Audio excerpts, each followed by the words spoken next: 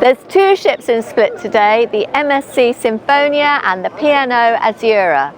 Please don't forget to subscribe to this channel. The main feature here is a retirement home for an old Roman emperor. Guess where we are? We're in Split. As soon as you leave the ship, you'll see there's lots of options to explore, including this old car. The palace is massive. It used to be right on the sea. And if you want to pick up the free walking tour, it's up here, behind it, in the park. And they leave about 10 o'clock in the morning and they're called Free Spirit. So we found the Free Spirit walking tour. Free, you just give a tip at the end. So back then in the 10th century, masses held anywhere in Europe were held in Latin. So this massive statue behind me is Gregory of Ninski, and in the 10th century he fought to get masses changed from Latin into Croatian so that the poor people could understand. He failed, but they still honour him, and you're supposed to rub his toe for luck. We're going to explore the Diocletian Palace, built by Emperor Diocletian between 295 and 305.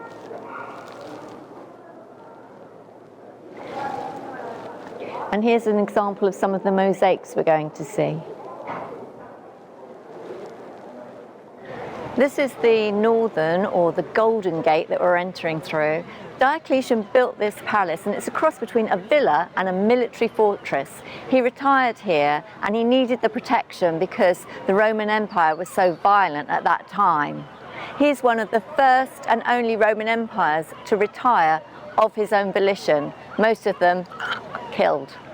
As the Roman Empire began to fall, they took the buildings down and used the stones to make buildings, inhabitants in here. And so the special thing about this palace is that people actually live here and have been for about 1500 years.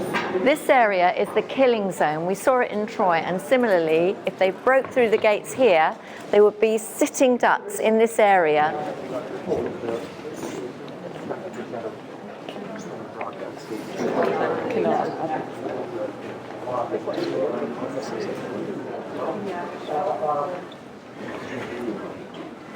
This is actually a functioning bank.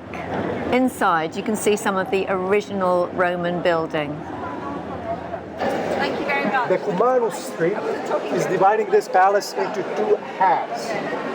The northern half, that was reserved for soldiers and guards back in the day during Diocletian. These substructures, or basements, were where they filmed the places where the dragons were kept in Game of Thrones. In the olden times they were filled with trash, and the reason they're so well preserved is because no one would come down here because it was so stinky. So when they dug up the archaeological remains, everything was very well preserved.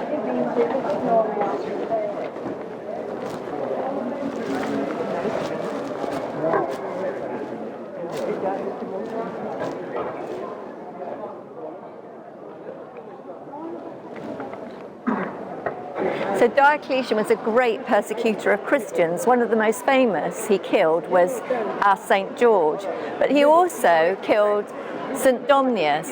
And so the people, when Diocletian had died, when they moved in, they got rid of his mausoleum and they built a cathedral, and to add insult to injury, they named it St. Domnius, and it's one of the best preserved Roman buildings still standing.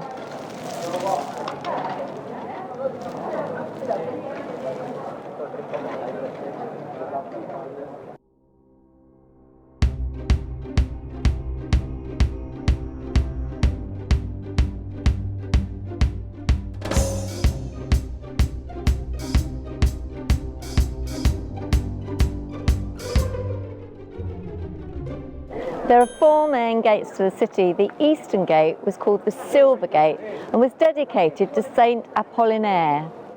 After an uprising in Egypt where Diocletian's troops were triumphant, they brought him back 4 Sphinx and some pillars, and this one is completely intact and is twice as old as the palace.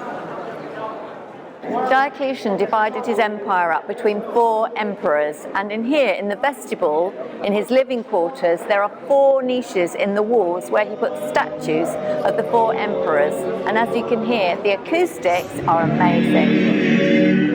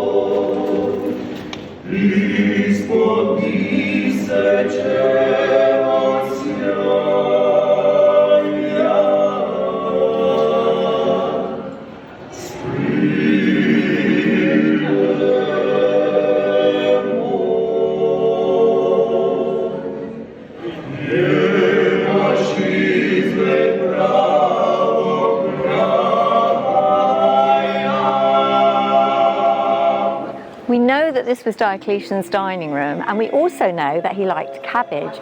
When one of the emperors asked him to come back, he said, "No, I'm not leaving this place. If you could come here and see the cabbages I grow, you wouldn't leave either."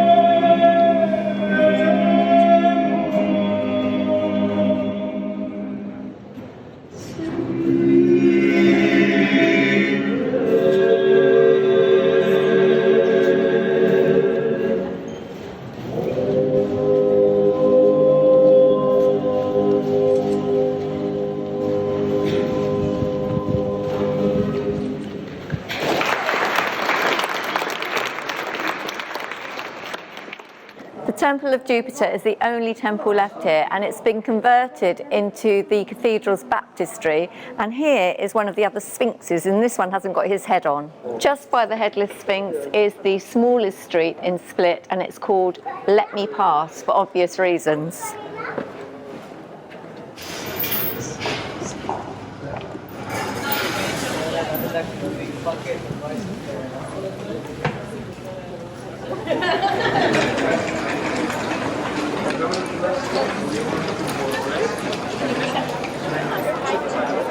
This area is called the Piazza. As more and more people moved into the palace, it sort of spilled out, and in medieval times they extended it here, and this building was the old city hall.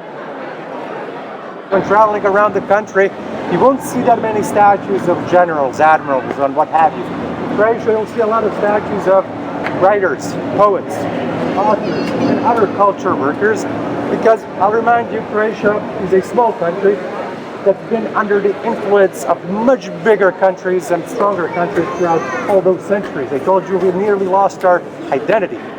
But how did we manage to preserve our identity? Well, through our language. This is the fish market, and it was open earlier on. It's one of the only open-air fish markets, and the reason they can have an open-air fish market is that the water below here is sulfur, and that keeps away the flies, and you can still smell it.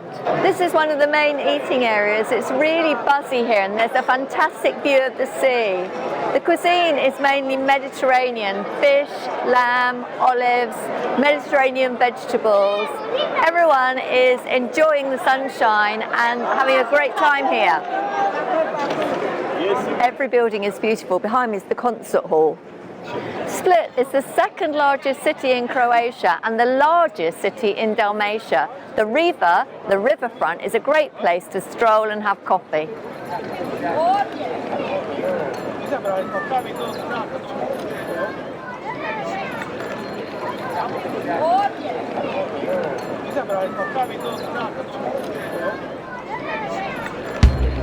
We've arrived at Troy. It's about 5 minutes away from the museum in the coach. The important positioning of the land of Troy meant that it was occupied for over 3,000 years. So there was Troy 1, Troy 2, right up to Troy 9, and they're all standing on top of each other. No one knows what they were actually called, but archaeologists have labelled them that. God, I bet it's killing heat here in, real hot summer.